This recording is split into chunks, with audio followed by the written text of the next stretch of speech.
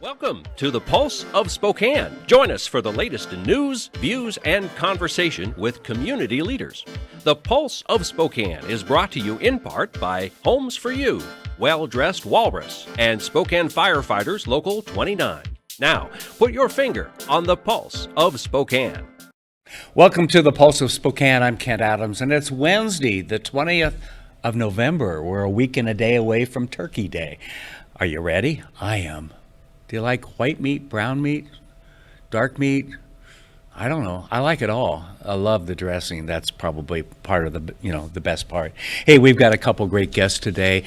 First of all, we're going to talk about Behind the Gavel. What is that? Well, Daley and Cary are going to be here to talk about that, and you'll find out. And then there's been a lot of talk recently about homelessness and so forth, especially with the election recently here in Spokane, and a lot of misconceptions of what's out there and how to help people. And I'm pleased to have back Phil Altymyer from the Indian Gospel Mission, and he's going to talk about what really works and their approach over there. We'll be back to talk with both of those groups right after this. Here at Creative Music Learning Center, we are dedicated to your learning no matter where you are on your journey. Whether you are a beginner, a casual player, or need some brushing up on technique, we are here for you. When you begin lessons with us, our teachers take the time to understand what kind of learner you are and how we can help you further your knowledge, offering a variety of instruments including piano, guitar, voice, violin, and more. We are here and ready to get started with you. The economy is getting stronger, banks are lending again, and interest rates are at historic lows. Now is a great time to buy your dream home. The caring and knowledgeable professionals at Homes for You have been helping people just like you for over 20 years. They take the time to listen to what you want and will help you find just the right home in Washington or Idaho. Real estate is what we do at Homes for You, 928-5782, or visit online at homes4uspokane.com. Think of North Idaho Events as your business development advisor. We produce events of all kinds: trade shows, themed expos, fundraisers, corporate workshops, and more. We will discover the most appropriate event that your company can most opportunistically shine. We provide the platform to feature local businesses in front of a high quantity of their ideal customer. Share your story with April Howard over a cup of coffee so she can most appropriately guide you and your business into new heights and create a most mutually beneficial relationship.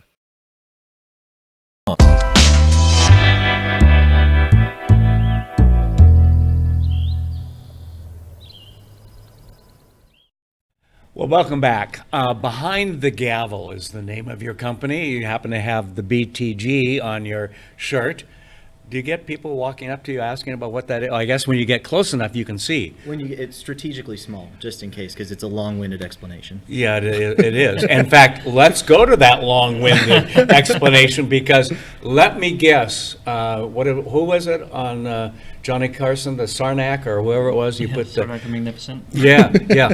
Let me guess, it has something to do with law. Yes, a little bit. A little bit. The 10,000-foot view, we're a litigation support company. We work on traditionally large federal criminal cases with multi-defendants, lots and lots of discovery.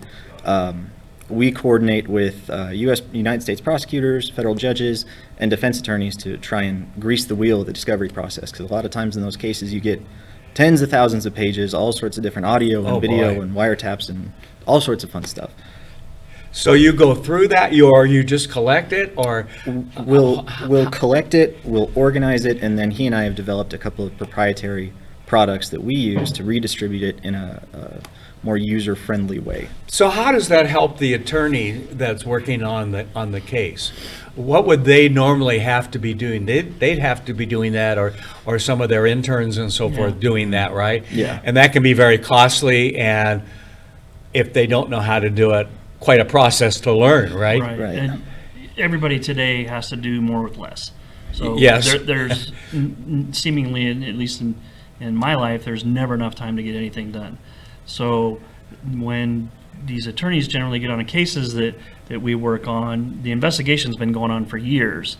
And all those reports and everything comes to them in one. Because we've all seen the big boxes in rooms and so forth, right? Yeah, that's fairly less common nowadays with the digital world, but Right. you get, USB drives or bunches of DVDs still full of various file types and information that you can't search all at one time. You have to individually plug the disk in or whatnot. And so our process takes all that stuff.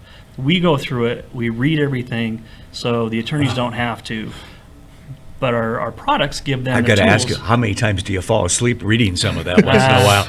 Well, some of it can be. Yeah, that's what I mean. Okay. With the advent of social media, though, it makes for pretty exciting reading. For the record, if you post something on Facebook or if you send a message, it is stored, collected forever. Yes. It's not deleted. If you wind up in federal court... And you can find it. Yeah, if you and 10 of your best friends decide to go commit a felony and talk about it on Facebook, we'll probably find out about it. Really? Yeah. I mean, I think we kind of know that, but you can do that. Yeah. Okay. Yeah. So what we give them is something that with a few clicks of the mouse, they can narrow and filter everything down to something that they're worried about and want to focus on. That and let pertains them- to the case. Yeah. Yeah, Right. and let them focus on the law more than hunting and pecking, trying to look through everything. Yeah.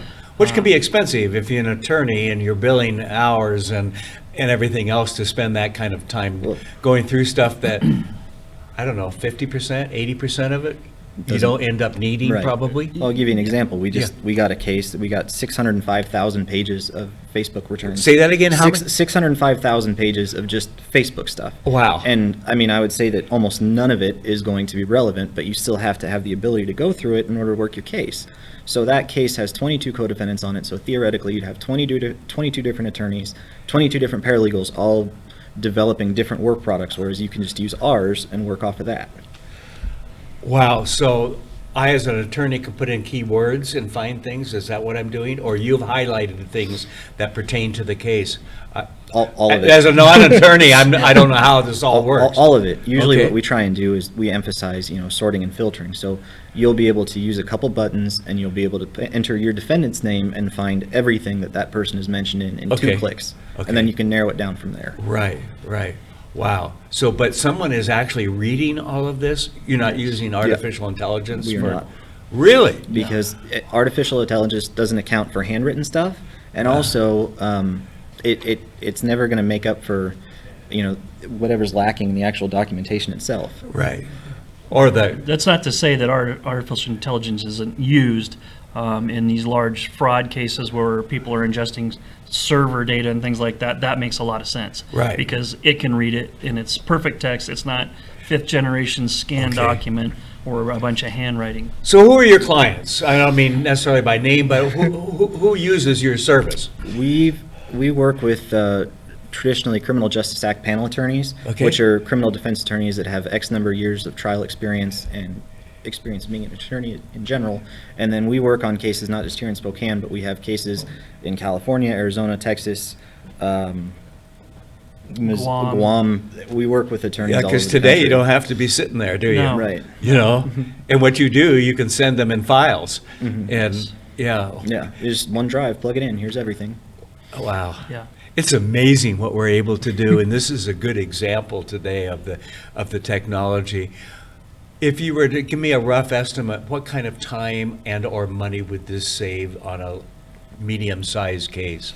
Well, Because that's what it comes down to, doesn't it? Yeah. Well, Yeah. No, it is. we've done the research on that, and we usually measure things in cases with 10 or more co-defendants, because usually when you have that type of indictment, you got a bunch of different charges, you got a whole bunch yeah. of people involved. Yeah. And I mean, we're average about, the cost per defendant, it's less than 15 hours of attorney billing time per defendant, so that saves hundreds of thousands of dollars per case.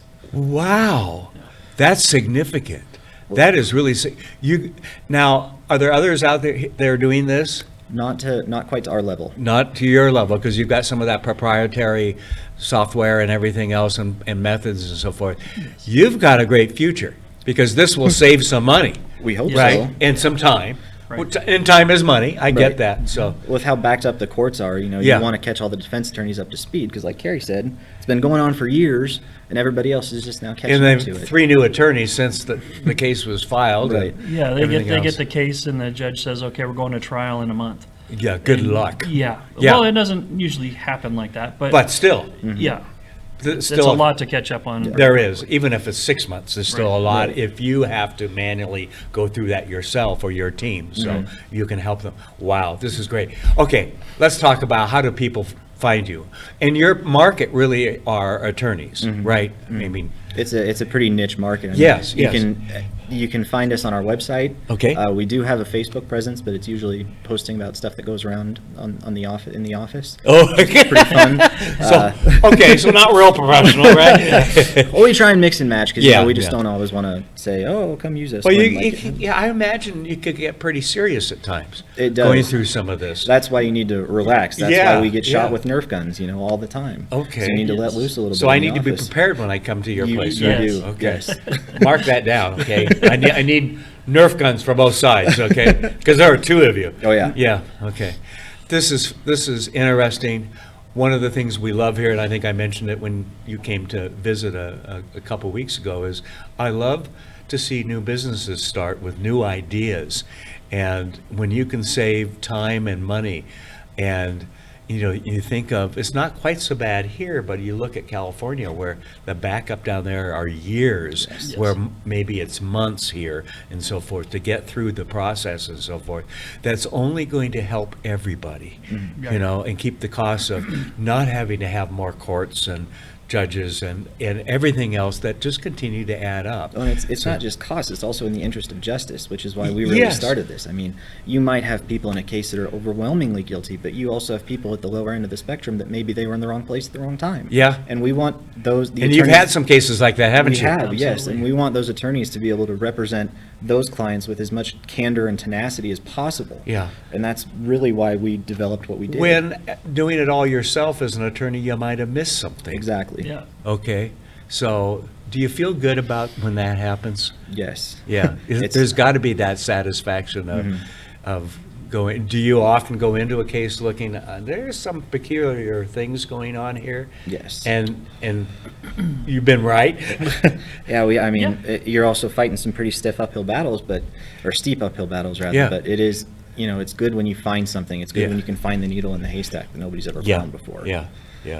And let's face it, attorneys and courts are busy. Yes. They just are, okay? And there's got to be a degree of getting it through the process and so forth. Well, gentlemen, thank you. Thank you. This Thank is you. fun and interesting, and you'll keep us informed of how you're doing, because Absolutely. I have the feeling a year from now it's going to be completely different. Am I right? Based hope on your so. plans? You hope so, We okay, hope so. great. Thank you, all you very right. much. Thank you. Great to have you here. We're going to talk with Phil Altymyer of Union Gospel Mission next on the Pulse of Spokane.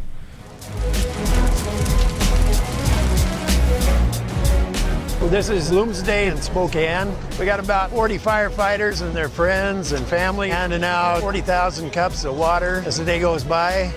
It's a very good opportunity to see the public and support them and help them out and cheer them on during Bloomsday. It's one of the best things about Spokane is that we have these major events and the whole community comes together not just to participate, but to volunteer and show that they really care about our city and making our city look great. This type of an event really is emblematic of Spokane because so many people get involved. We have 50,000 people probably running this race. Always has been a very huge event. Right now we're at the corner of Broadway and Nettleton. It's the last water station before the finish, so people are pretty much dehydrated by the time they get to us. They really need our water. The water stations are a vital part, especially on warm days like today. It's real important that we have the volunteers to help with that. Without the volunteers, Bloomsday wouldn't exist. All up and down the course, there are people that are involved in this celebration. It really is a celebration of what Spokane's all about.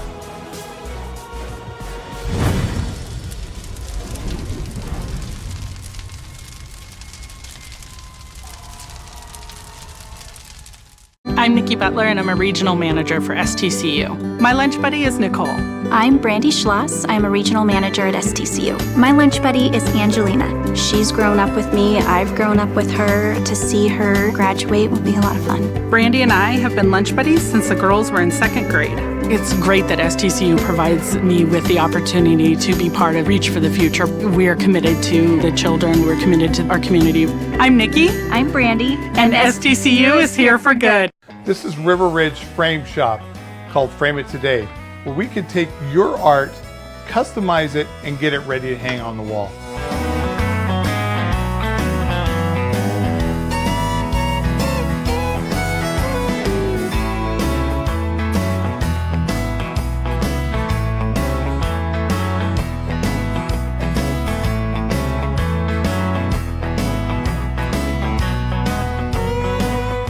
Here at River Ridge Hardware, 2803 West Garland.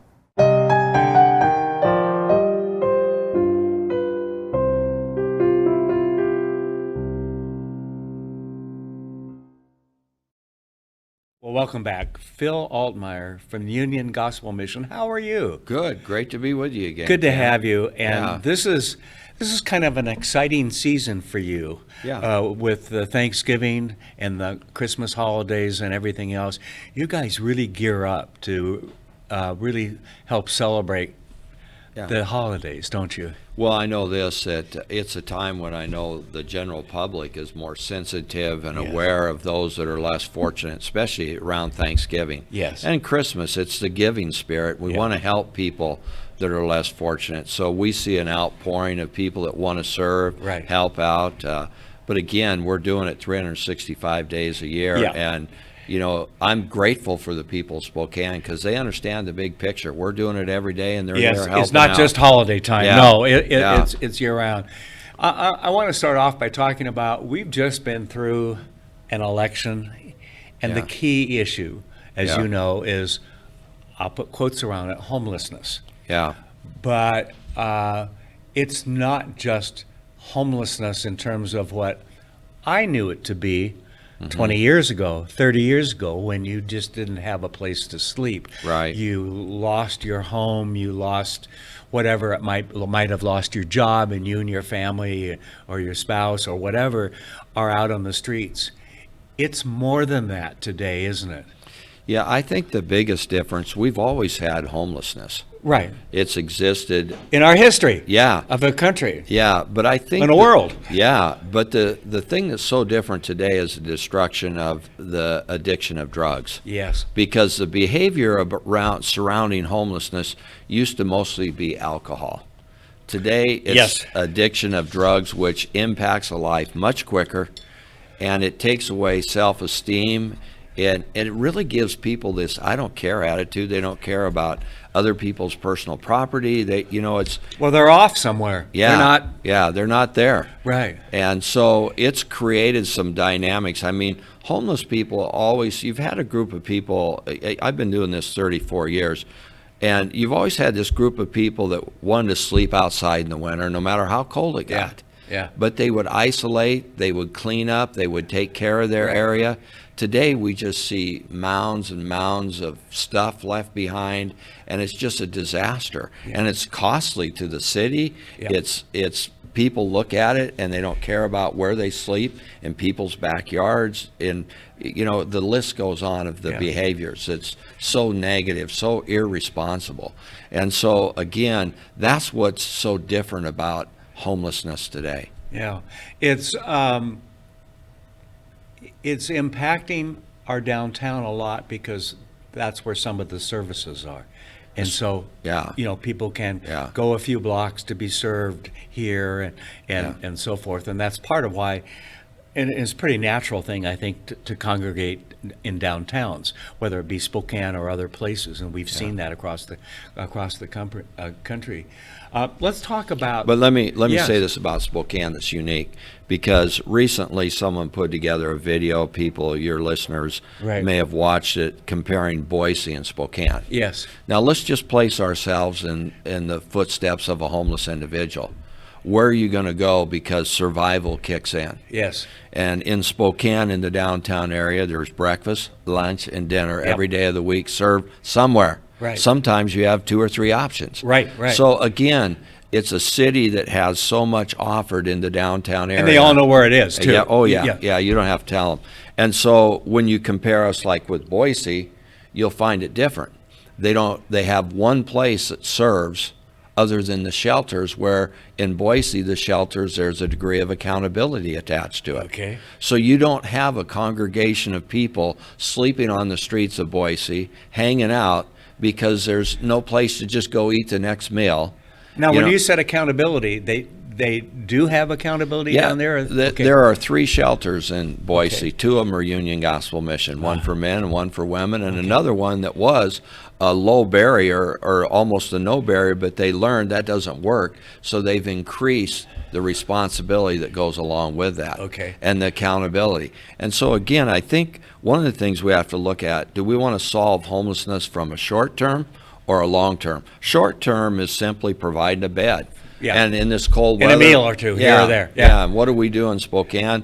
Cold weather hits, warming centers, warming Right. centers. So we open them up, only to find that when the warming centers close, where do they go? Right back to the street. Right. And that's short term. It's Band-Aid. We've got to look at this problem.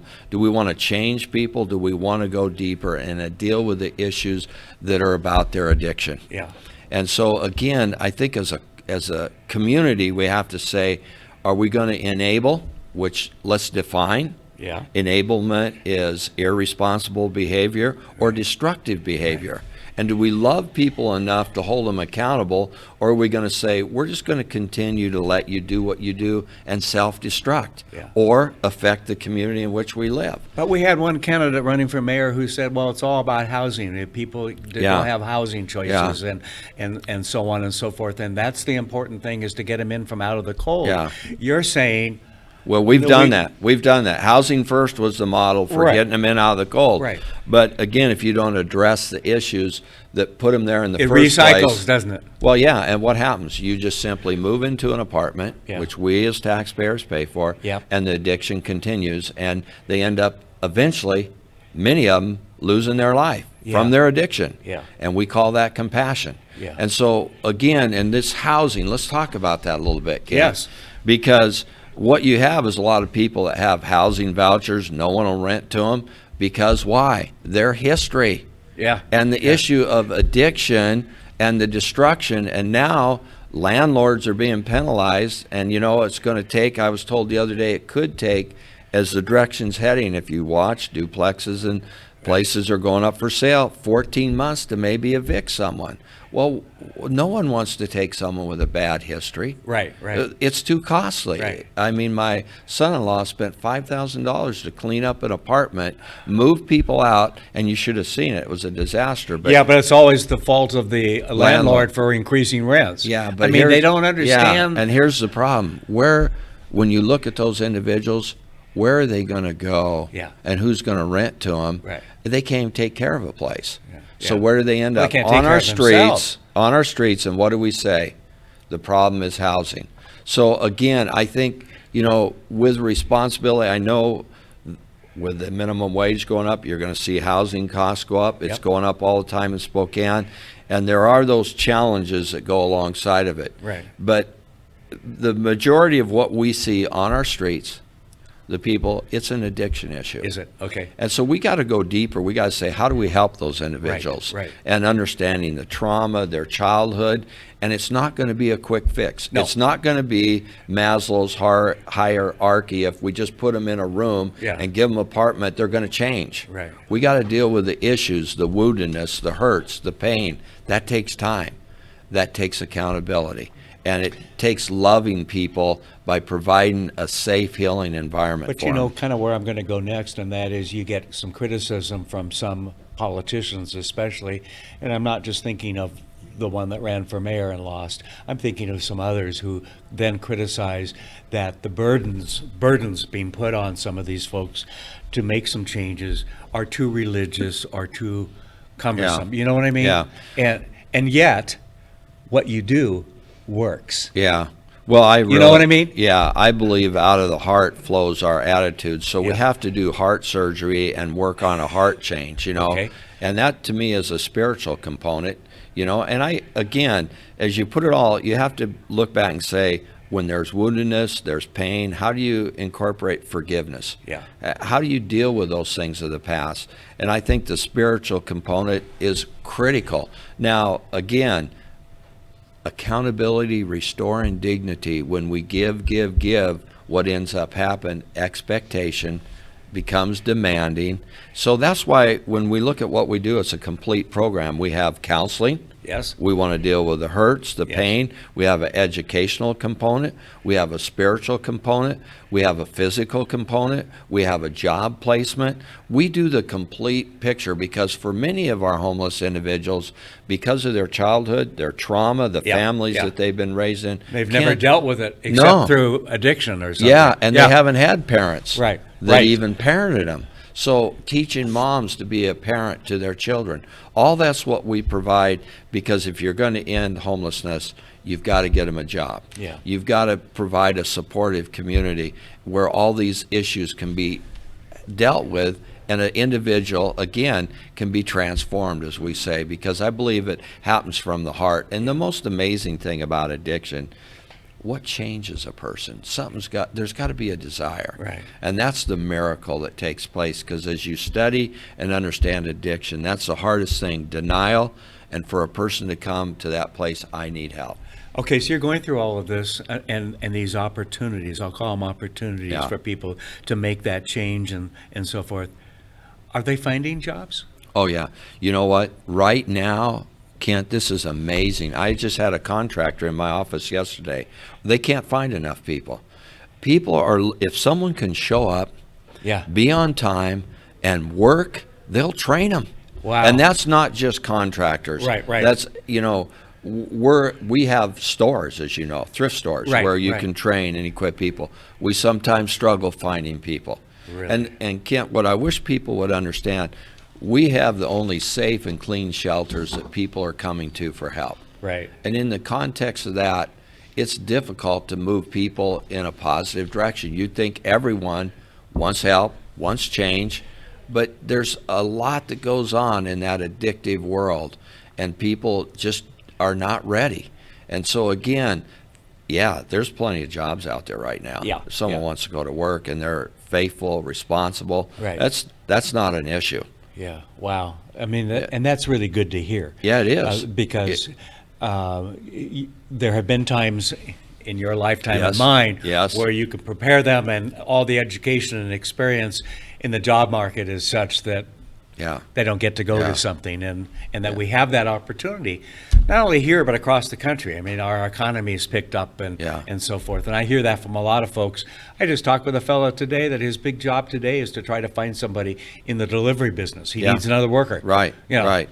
And a lot of these jobs are jobs that you can learn. They're Yeah. not like I have to come in with a knowledge or Right, a skill. right. But again, the hard thing But we is, all started somewhere. That's right. Didn't we? Yeah, I that's mean, right. you know, Yeah. I don't care what Yeah. what profession we're in. We Yeah. all started with bucking bales. Yeah. I could go on. It was Yeah. a lot worse too, but a lot of hard work. But Yeah. yeah, you all start. But again, it's exciting that we're experiencing opportunity.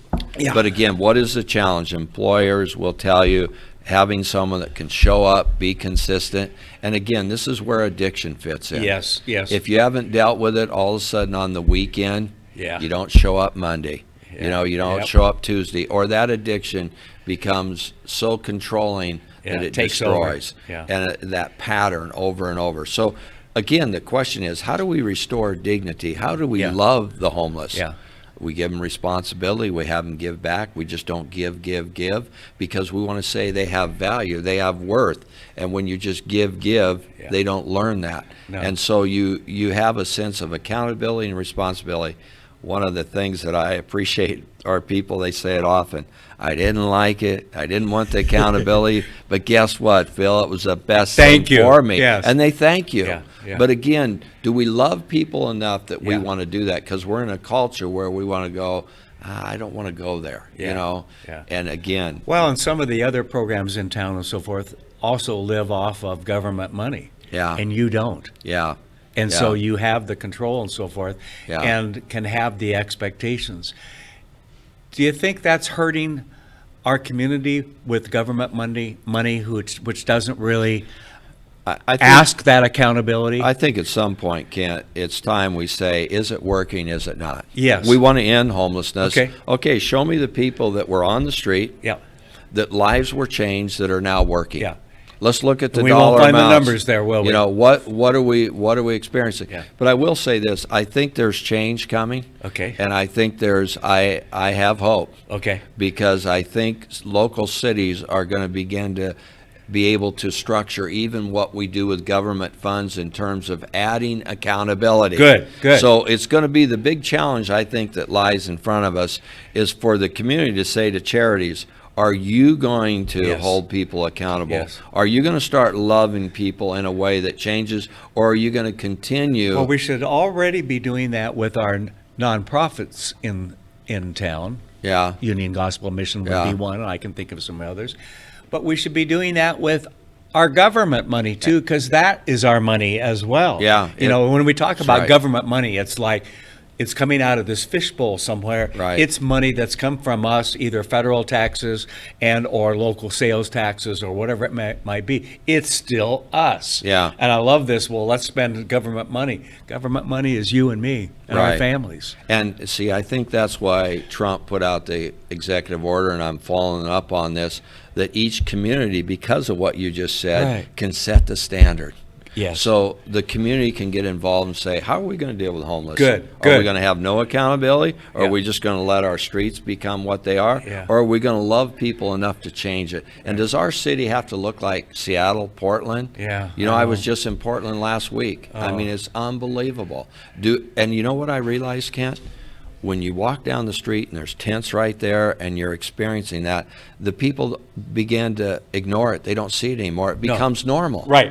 And again, I ask the question, is that what we want for our city? Yeah. That in 5 years, we're walking down our streets and there's tents in the downtown And area. we no longer care about those people. Yeah. What an awful situation to be in. They have far more potential in Yeah. how God's created them, Yeah. and we need to encourage that and hold them accountable and help them move in that direction. And I realize this too.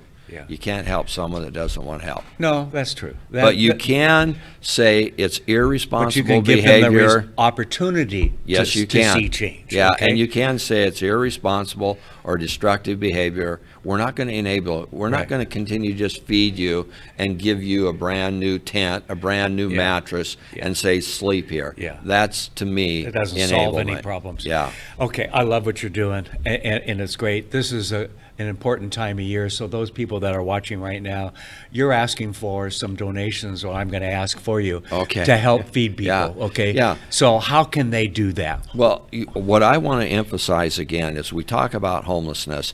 I believe we can help those that want help. Right. Those that are choosing to come off the street Yes. into a safe, clean, sober environment, be accountable and get the help. And I encourage people, if you have a heart, help those people. Right. Because for the person that chooses otherwise, it's difficult to help them. Yeah. We can reach out, we can love them, we can do different things, but there comes a time where you can only help them. And so when I would tell your listeners, when you support the mission, you're helping the homeless that want help. Yeah. And I would encourage them to give, whether it be go out and get a gift card this time of year and we pass it on to the people that are in our recovery programs Okay. and bless them and encourage them, and or to simply feed a meal. Yeah. It all makes a difference, and it helps those that want to help. And they can do that online at your website Yes. and all of that too. Yeah. I'll have to tell the audience, because I had the privilege, I think it's been 2 months now, to go through your operation over on Trent. Yeah. Am I Yeah. saying the right Yeah. street? Right.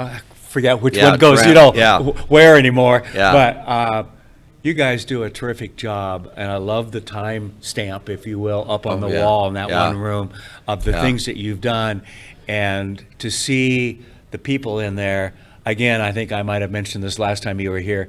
Your people at the front desk and so forth are just great. They're Yeah. enabling a good conversation with when I was there and so forth, and they didn't know me from Adam, you Yeah. know, Yeah. and just Yeah. what a great operation. So I would encourage our viewers that if you're looking for something to do for Thanksgiving and Christmas, that check into the Union Gospel Mission, because I know we did with something, and we're pleased to help promote what you're doing, because Thank you. it's a wonderful Thank you. program. And Thank you. you took over from your father, right? Yeah, Okay. yeah. How many years ago? Well, that was 33 years ago. Okay. Yeah. Okay. Yeah. I remember 33. meeting him. Okay. Way back when. Yeah. Yeah. That's. Yeah. Yeah. And then you have a son or a brother or someone else doing some things here in town too, right? Well, Cousin? I have a brother and Okay. his son who have another ministry, Right. HRC, Right, that right. they operate. Yeah. Right. So, yeah, Randy worked with me at the mission for several years. Okay. He retired 2 years ago. Yeah. Yeah. Maybe it's been 3. Time just. I know. Yeah. Welcome Yeah. to life these Yeah. days. Yeah. Well, what I was getting to is this is a family that gives back and helps our community, and I love what you're doing. So Thanks, Ken. keep up the good work, Thanks. will you? All right. You bet. Thank Thanks. you. Thanks for watching the Pulse of Spokane. We'll see you next week, right here. The Pulse of Spokane is produced in Spokane, Washington by SpokaneTalksMedia.com, which is solely responsible for its content. The Pulse of Spokane is brought to you in part by Homes for You, Well-Dressed Walrus, and Spokane Firefighters Local 29. Ask the host a question, recommend a guest, or hear this program again on Facebook, YouTube, Twitter, Apple Podcasts, Spotify, or SpokaneTalksMedia.com.